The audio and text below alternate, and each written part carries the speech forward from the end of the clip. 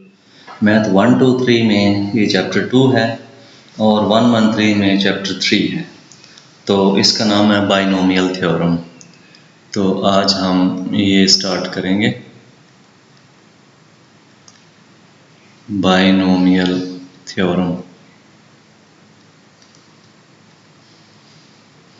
Binomial theorem क्या होता है और कब यूज़ होता है? आपने छोटी क्लासों में पढ़ा एक फार्मूला a + b⁴ ये था a² + b² + 2ab। अच्छा, अगर ये दो रकमें प्लस ये माइनस भी हो सकती हैं और होल पावर 2 है। अगर ये a + b⁴ हो तब भी एक फार्मूला है, लेकिन अगर a + b ज़्यादा हो जाए, a + b मसलन 10 है, तो इसका ज़ाहिर हमारे पास अब फार्मूला नहीं है। इसको ओपन करने के लिए हम बाइनोमियल थ्योरम को यूज़ करेंगे। यानी बाइनोमियल, बाई का मतलब दो होता है, नोमियल पॉलिनोमियल से, यानी कि दो रकमों पर मुश्तमिल जो क्वेश्चन है। a + b ये दो रकमें आ गई, ये प्लस भी हो सकता है और माइनस भी हो सकता है। इसकी होल पावर कुछ भी हो, पॉजिटिव नंबर होना चाहिए। तो फिर हम उसको ओपन करने के लिए हम बाइनोमियल थ्योरम इस्तेमाल करते हैं। इसको स्टार्ट करने से पहले हम एक दो चीज़ें पहले पढ़ेंगे जो इसमें यूज़ होंगी। सबसे पहला एक वर्ड इस्तेमाल होगा फैक्टोरियल। फैक्टोरियल से मुराद क्या होता है? फैक्टोरियल एक नंबर है और पिछले तमाम नंबर्स को आपस में मल्टीप्लाई करने का नाम फैक्टोरियल है। फॉर एग्ज़ाम्पल ये 4 है, ये इसको ऐसे लिखने का तरीका है, या 4 के आगे ये साइन ऑफ एक्सक्लेमेशन डाल दें, दोनों का मतलब क्या पड़ा जाएगा? फैक्टोरियल। तो इसका मतलब क्या? 4 × 3 × 2 × 1, यानी इस नंबर 4 का फैक्टोरियल कैसे फाइंड करेंगे? 4 को मल्टीप्लाई कर दें पिछले तमाम नंबर से 1 तक, तो ये आता है 4 × 3 = 12, 2 = 24, तो ये क्या आएगा? 24, 8 = फैक्टोरियल ऑफ 4। एक और एग्जांपल 5 फैक्टोरियल, ये होता है 5 × 4 × 3 × 2 × 1। 5 × 4 = 20, 60, 120, तो ये 120 क्या आ जाएगा? 5 का फैक्टोरियल। तो उम्मीद है आपको समझ आ गई होगी। अच्छा, एक चीज़ इसमें नोट करें कि इसको हम 5 × आगे आ रहा है 4, 3, 2, 1, 4, 3, 2, 1 को हम 4 फैक्टोरियल भी लिख सकते हैं, यानी 5 × 4 फैक्टोरियल भी लिखा जा सकता है। बल्कि इसको आप 5 × 4 × 3 फैक्टोरियल, यानी जहाँ चाहें इसको क्लोज कर दें तो ऐसे भी लिख सकते हैं। तो अगर आप इसको जनरलाइज करें तो n फैक्टोरियल क्या बनेगा?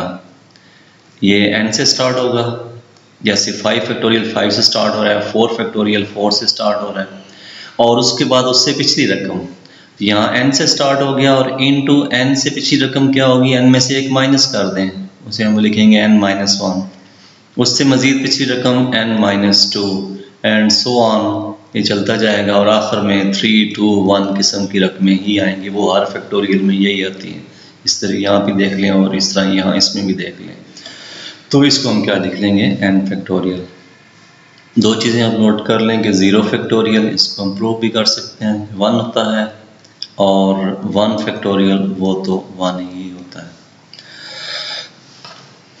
ये फैक्टोरियल पहला, ये अक्सर इसमें इस्तेमाल होगा।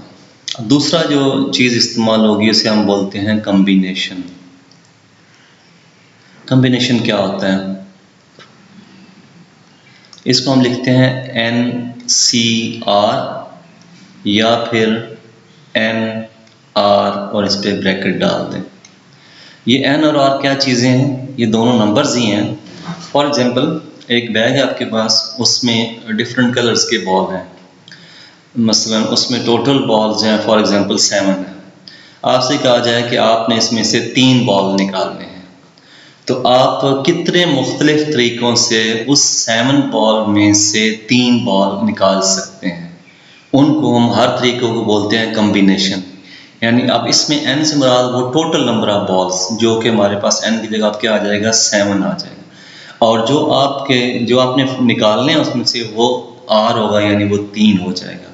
तो 7 में से 3 बॉल अगर निकालने हैं तो हाउ मैनी डिफरेंट वेज कि आप उन मुख्तलिफ तरीक़ों से वो 7 में से 3 बॉल निकाल सकें। उसके लिए एक हम फार्मूला लिखेंगे कि N R is equal to, ऊपर आता है एन फैक्टोरियल, ये ऊपर एन ही है, और नीचे ये आर है तो आर का फैक्टोरियल, और इनटू एक दफ़ा इन दोनों को माइनस करके उसका factorial into N minus R इसका फैक्टोरियल। तो ये फार्मूला बन जाएगा। आपने टोटल में से जो बॉल निकालने हैं, 7 में से 3 बॉल निकालने हैं, तो वो कितने डिफरेंट वेज, कितने मुख्तलिफ तरीक़ों से निकाल सकते हैं, तो वो इस फार्मूले में दोनों कीमतें दर्ज करके वो नंबर ऑफ़ वेज निकाल सकते हैं। अब इसी को हम सॉल्व कर लेते हैं कि 7 3 यानी 3 आउट ऑफ 7 बॉल निकालने हैं, तो इसका कम्बिनेशन कितने कम्बिनेशन बनते हैं। तो हम इसको सॉल्व करते हैं। इसको ऊपर लिखेंगे 7 फैक्टोरियल, नीचे आएगा 3 फैक्टोरियल, और एक 7 माइनस 3 यानी कि 4 फैक्टोरियल। इसको हम सॉल्व कर लेते हैं।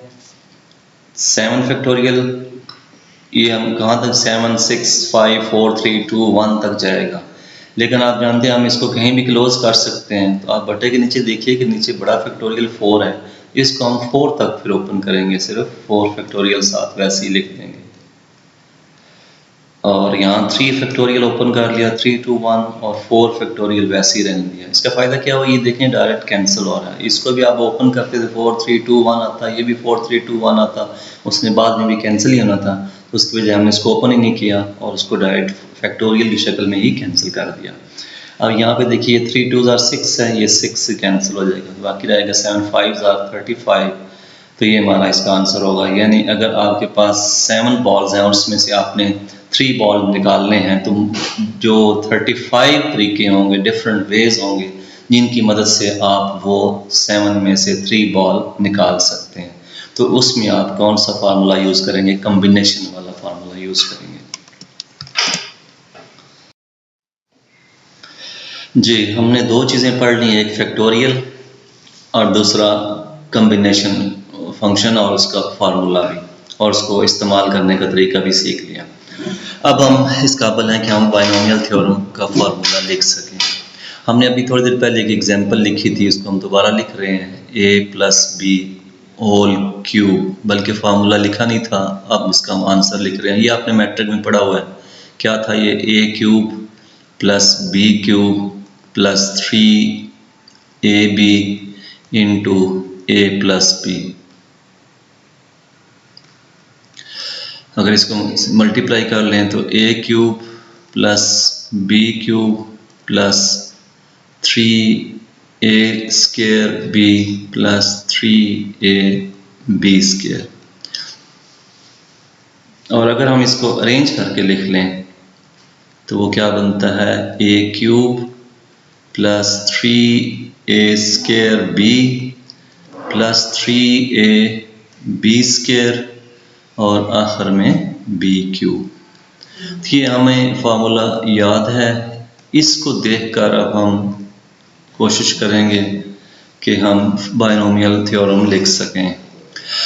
बाइनोमियल थ्योरम जैसे जानते हैं कि a + b की कोई सी भी पावर हो, उसको ओपन करने के लिए हम यूज़ करेंगे। तो यहाँ पे हम a + b की पावर n ले लेते हैं। n से मुराद अब कोई भी पॉजिटिव नंबर हो सकता है। अच्छा, आप इसको देखिए, यहाँ a + b की पावर 3 थी, तो सबसे पहले इस फर्स्ट टर्म की मैक्सिमम पावर आती है, जो कि क्या होगी, यहाँ क्यूब है। अगर a + b की पावर 4 होगी तो यहाँ आंसर में a की पावर 4 है। अच्छा, यहाँ पे a की पावर क्या आनी चाहिए, a की पावर n आनी चाहिए, क्योंकि यहाँ पे मैक्सिमम पावर कितनी है, n है। प्लस, आप ज़रा इनको नोट करें, इन रकमों को आपस में एक बड़ी तरतीब से ये रकमें चल रही हैं। देखिए यहाँ पावर को अगर देखें तो a की पावर 3 है, अगले स्टेप में a की पावर 2 है, अगले स्टेप में a की पावर 1 है, और आखिर में आकर a की पावर 0 होगी, यानी वो ख़त्म हो गई।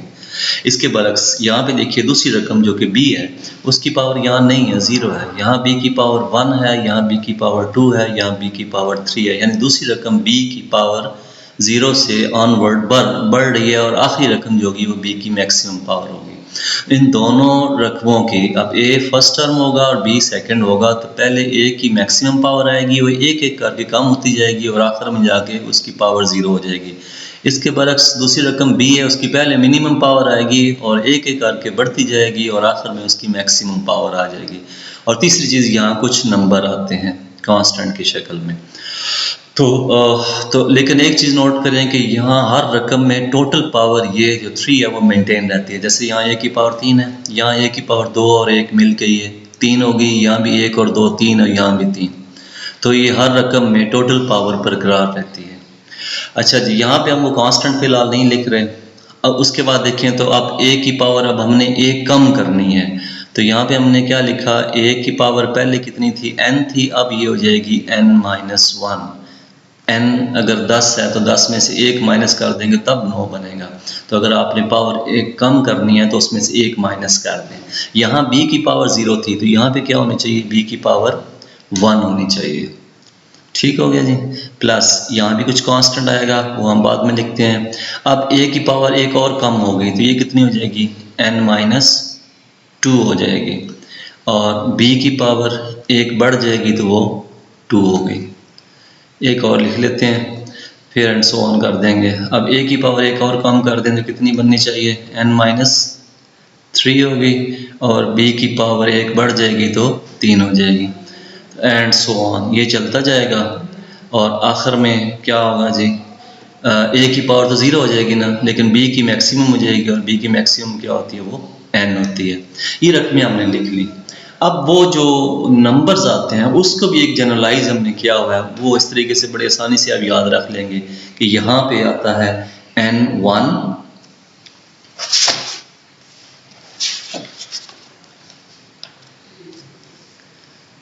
वो कॉम्बिनेशन की शक्ल में आप nc1 लिख दें या n1 लिख दें। यहाँ पे आएगा n2, यहाँ पे आएगा n3 एंड सो ऑन। अच्छा, यहाँ पे आता है n0, तो n0 1 होता है, और इसी तरह आखिर में यहाँ पे n आता है, यानी सेम दोनों होते हैं। तो जब दोनों सेम नंबर होते हैं, ऊपर भी n है कॉम्बिनेशन में, नीचे वाला भी n है, तो वो भी 1 होता है, लिहाजा वो हमने साथ नहीं लिखा। अगर आप लिखना चाहें यहाँ n0, ये n1, n2, n3 और आखिर में nn, तो वो हम चूँकि 1 हो जाता है उसका आंसर, तो इसलिए हमने वो नहीं लिखा। तो इस रिजल्ट को हम क्या बोलते हैं, बाइनोमियल थ्योरम। तो एक चीज़ आप ज़हन में रखिएगा, इस थ्योरम को, इस फार्मूले को यूज़ करने के लिए जो होल पावर है वो पॉजिटिव होनी चाहिए, पॉजिटिव होल नंबर होने चाहिए। n is positive whole number, यानी दो चीज़ें नहीं होनी चाहिए, एक तो नेगेटिव नहीं होना चाहिए और दूसरा बटों में या शारिया में, पॉइंट में इसकी पावर नहीं होनी चाहिए। बटों में होगी या शारिया में होगी पावर, या नेगेटिव होगी, तो फिर ये फार्मूला इस्तेमाल नहीं होगा। फिर हम इसके बाद एक बाइनोमियल सीरीज पढ़ेंगे तो वो यूज़ होगा। चलें जी, अब हम इस बाइनोमियल थ्योरम को अप्लाई कर लेते हैं। क्वेश्चन नंबर 1 है, ये 2.1 या फिर 113 में, मैथ में 3.1 होगा इसका। ये पहला क्वेश्चन, क्वेश्चन नंबर 1 है और इसका पार्ट भी 1 ही है। तो एक दो पार्ट इसके हम करते हैं, बाकी आपने इसको इससे देखकर खुद करने हैं। x/2 minus 2/y whole power 4।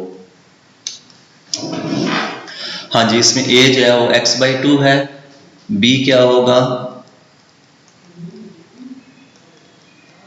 b जो है वो -2/y है, और n जो है वो पावर है वो 4 आई। तो अगर दरमियान में माइनस आ रहा है, वो माइनस नहीं आना चाहिए, माइनस आपने इस दूसरी रकम के साथ शामिल कर देना, दरमियान में प्लस आ जाएगा जी। अब हम बाइनोमियल थ्योरम के तहत सबसे पहले क्या लिखेंगे, इस पहली रकम की मैक्सिमम पावर यानी x/2 की पावर 4 प्लस आगे आ रहा है 4-1 कॉम्बिनेशन, 4c1 या 4-1 ब्रैकेट में लिख लें। अब फर्स्ट टर्म की पावर एक कम कर दें, यानी x/2, इसकी पावर 4 में से एक कम कर दी, 3 रहेगी, और सेकंड रकम की पावर स्टार्ट करनी है, 2/y, इसकी पावर 1 हो जाएगी। थर्ड टर्म क्या आएगी 4/2, फर्स्ट टर्म x/2, पहली रकम की पावर कम करते जाना है, दूसरी की बढ़ाते जाना है, बस यही है। x/2 इसकी पावर 2 रह गई और -2/y इसकी पावर क्या हो जाएगी, इसकी भी 2 हो जाएगी। पहले 1 थी इसमें पिछली रकम में, तो पिछली रकम को देख कर अगली रकम आसानी से लिखी जा सकती है। पिछले देखा 4/2 था, अब यहाँ पे 4/3 हो जाएगा। x/2 इसकी पावर एक कम कर दें तो 1 रहेगी और -2/y तो इसकी पावर क्या हो जाएगी 3 हो जाएगी। प्लस लास्ट क्या हो जाएगा 4/4 जो कि 1 होता है। x/2 की पावर ख़त्म होगी, 0 हो गई, नहीं लिखेंगे। -2/y की पावर 4 हो जाएगी।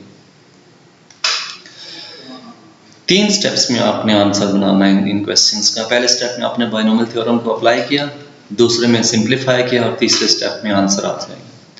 इसकी पावर को सेपरेट करना होता है, होल पावर। x की पावर भी 4 और 2 की पावर 4 क्या होता है, चलें 2 की पावर 4 लिख लेते हैं, नेक्स्ट स्टेप में इसको सॉल्व कर लेंगे। दूसरा साइन भी देखिए, ये माइनस है, ये माइनस यहाँ दरमियान में आ जाएगा। ये माइनस की पावर 2 है तो ये प्लस हो जाएगा, ये माइनस की पावर 3 है तो ये माइनस हो जाएगा, और ये माइनस की पावर 4 है तो ये प्लस रहेगा। -4/1, अब ये वैसे 4 होता है, अब इसको अगर आप सॉल्व करना चाहें वो फार्मूले के तहत, वरना आप कैलकुलेटर से भी ये चीज़ निकाल सकते हैं कि 4/1 और 4।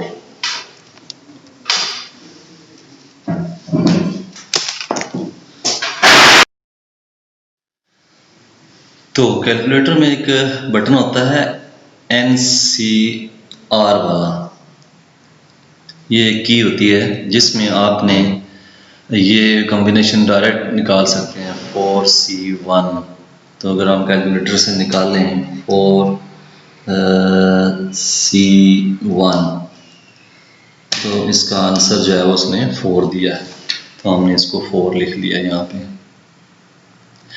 x की पावर भी 3 है और बटे में 2 की पावर 3, 2 4 8 हो जाएगा, इंटू 2/y माइनस हमने ऑलरेडी ये दरमियान में लिख लिया।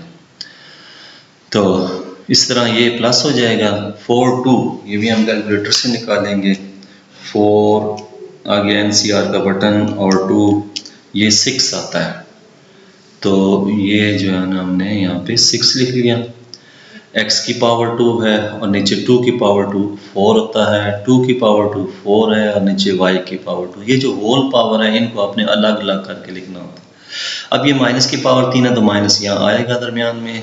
4/3 ये अभी हमने कैलकुलेटर से निकाला, 4 NCR वाला बटन और 3 ये 4 दे रहा है, तो इसको हमने क्या लिख लिया 4।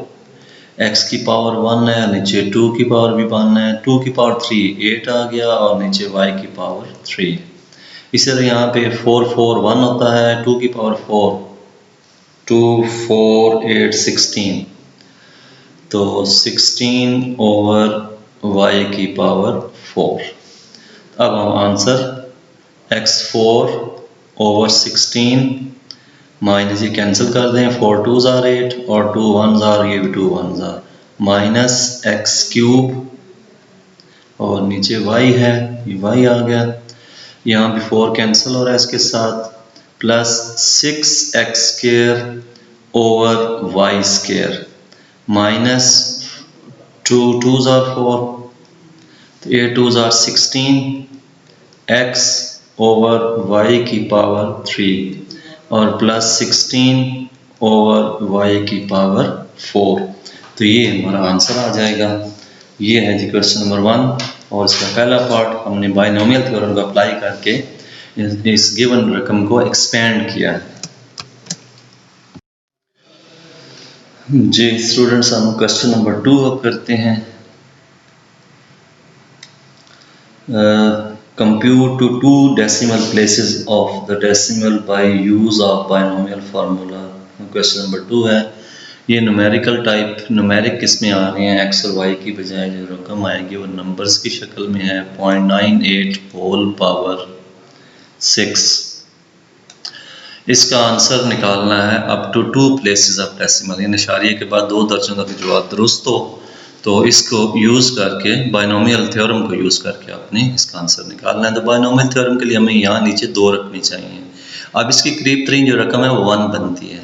ये 1 से थोड़ी सी कम है और ये कितनी कम है, 0.02 कम है। अगर आप 1 माइनस 0.02 करें तो फिर ये चीज़ 0.98 बनती है और होल पावर 6 है। पहला पार्ट है 1.02 होल पावर 4, तो उसको 1 प्लस 0.02 लिख लेंगे जी। तो इसी तरह इसको भी, इसकी तीन रकमें काफ़ी होंगी क्योंकि 2 प्लेसेस ऑफ डेसिमल तक हमने आंसर निकालना है, तो इसकी सारी रकमें लिखने की ज़रूरत नहीं होती। एक चीज़ आप नोट करें कि अगर ये जो नंबर ऑफ़ टर्म्स है, रकमों की तादाद है आंसर में, वो कितनी होती है, वो डिपेंड करती है पावर पे।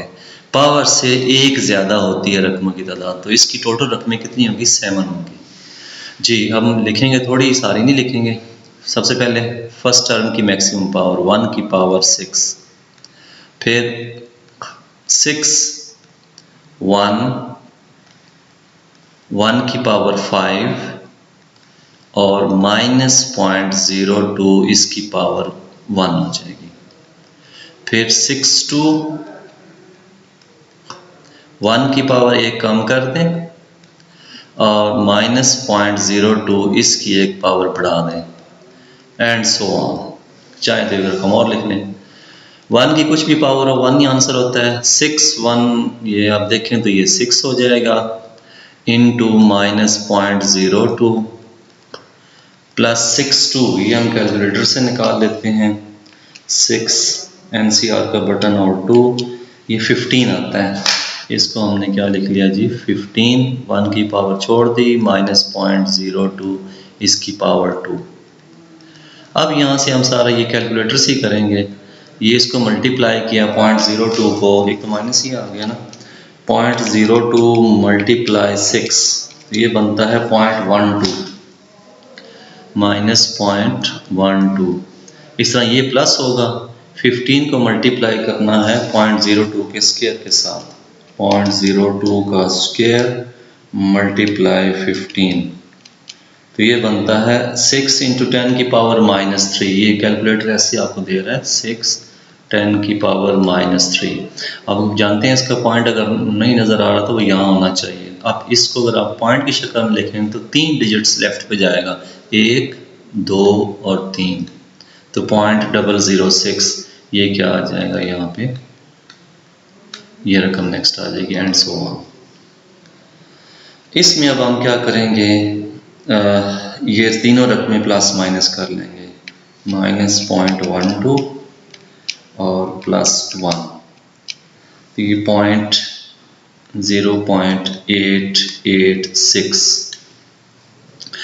अच्छा जी, अब इसको हम ज़रा इसके दो डेसिमल प्लेसेस तक आंसर चाहिए, तो तीसरा हमने छोड़ना है। तो छोड़ने का तरीका क्या होता है, अगर ये तीसरा डिजिट जो छोड़ना है, जो नंबर है, अगर ये 5 से कम है तो फिर ये यही 2 आंसर आ जाएंगे 0.88। लेकिन अगर ये 5 या उससे बड़ा है तो ये पिछला उससे नंबर 1 बढ़ा देते हैं, यानी 0.89 आ जाएगा। अच्छा, अब इसको चेक कैसे करेंगे, आप कैलकुलेटर से 0.98 की पावर 6 डायरेक्ट निकाल लें तो वो बनती है 0.8858। तो हमारे ये कम से कम 2 डिजिट्स जो हैं वो बिल्कुल ठीक आ गए हैं। तो इस तरह डायरेक्ट आप कैलकुलेटर से चेक कर सकते हो। तो ये क्वेश्चन नंबर 2 है जिसमें ये नंबर्स की सूरत में बायनोमियल थ्योरम को अप्लाई करके आंसर निकालना है।